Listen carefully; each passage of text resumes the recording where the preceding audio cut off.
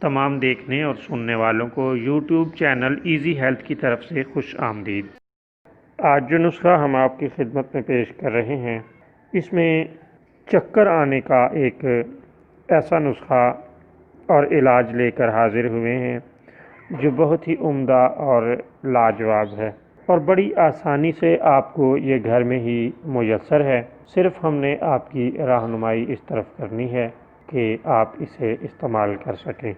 اگر گرمی اور دماغی کمزوری کی وجہ سے انسان کا چلتے چلتے یا دیر تک بیٹھے رہنے یا کھڑے ہونے پر سر گھوم کر چکر آ جاتا ہو، تو اس چکر کو دور کرنے کے لیے یہ نسخہ بہت ہی لاجواب ہے۔ آپ نے اس کے لیے سبز دھنیا لے کر اس کا پانی نچوڑ لینا ہے۔ ایک ڈوز کے لیے کم از کم آپ کو 3 ملی لیٹر دھنیے کا پانی، سبز دھنیے کا پانی درکار ہے۔ یہ پانی لے لیں اور اس میں تھوڑا سا پانی اور کوزہ بسری ملا کر مریض کو پلا دیں۔ انشاءاللہ 5-6 روز میں آرام آ جائے گا۔